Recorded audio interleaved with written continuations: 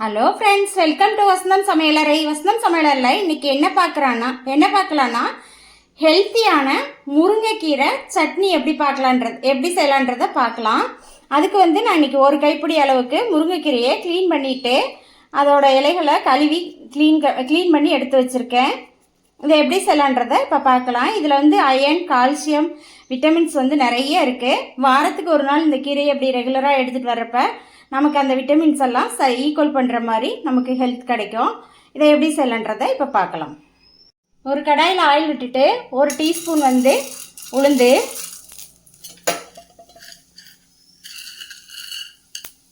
1 teaspoon கடலைப்பருப்பு,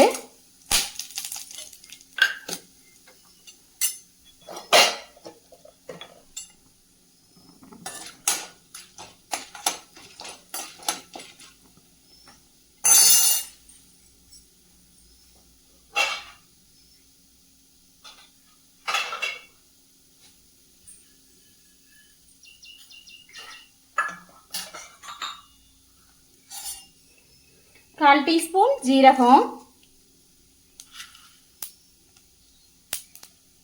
ஒரு 10 மிளகு,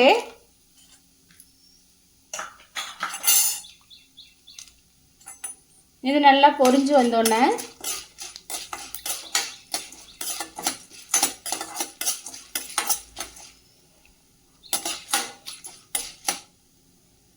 ஒரு 3 பல் பூண்டு,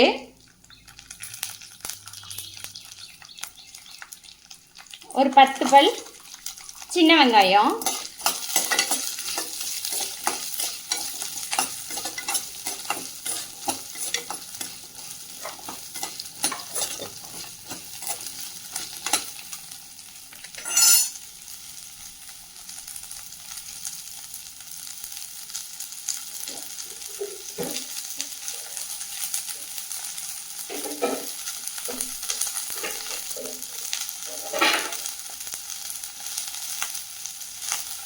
ஒரு 2 வரமிளகாய், ஒரு பச்சை மிளகாய்,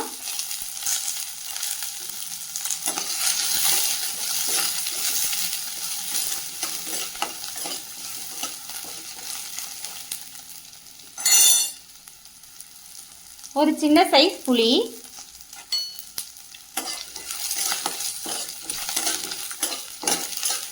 இது நல்லா வதங்கணும்னா நம்ம க்ளீன் பண்ணி வச்சுருக்க கீரையை இதோட ஆட் பண்ணிக்கலாம்.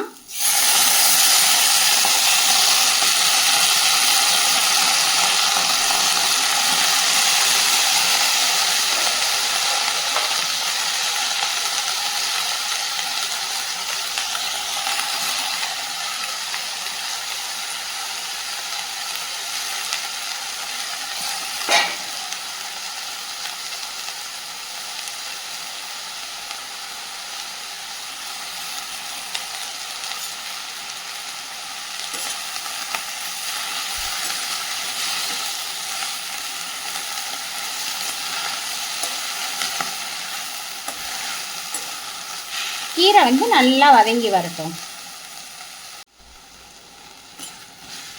கீரை நல்லா வதங்கி வரணும், நல்லா வதங்கி வெந்து வரணும். லைட்டாக கூட தண்ணி தெளிச்சுக்கோங்க. தண்ணி தெளிச்சுட்டு வேக வச்சுக்கோங்க.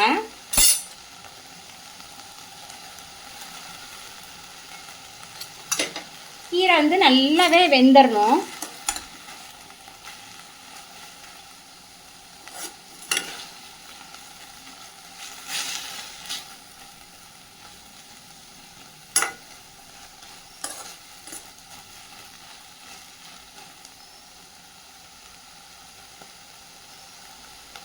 இதுக்கு இளங்கீரையாக எடுத்தீங்கன்னா ரொம்ப நல்லா இருக்கும்.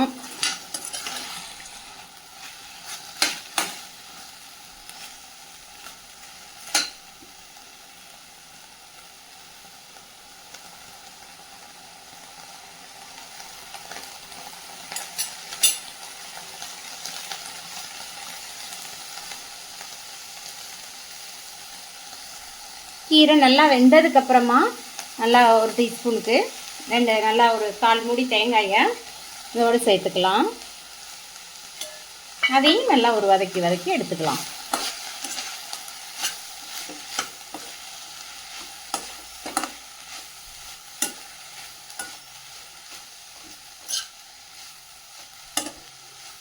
ஏன்னா கீரை வேகலை அப்படின்னா, முருங்கைக்கீரை சரியாக வேகலை அப்படின்னா சில பேர்த்துக்கு வயிறு கூட வலிக்கும். அதனால் நல்லாவே வேக வச்சு எடுத்துக்கோங்க.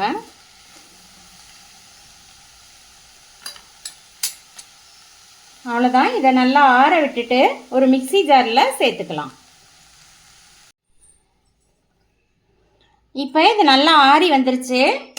இதை வந்து ஒரு மிக்ஸி ஜாரில் போட்டு எடுத்து மாற்றிக்கிட்டு இதை நல்லா அரைச்சி எடுத்து கொரகொரப்பாக அரைச்சி எடுத்துக்கலாம்.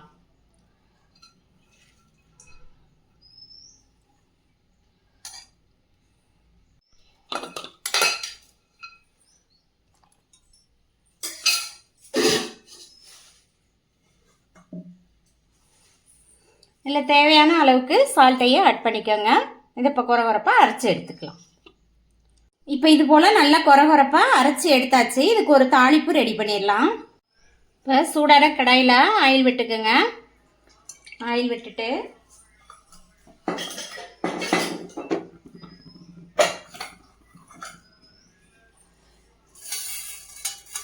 கடுகு,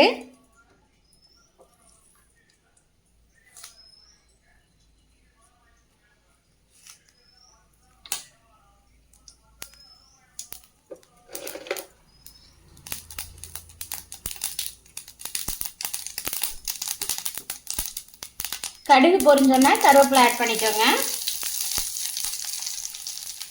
ஒரு வரமிளகாய்,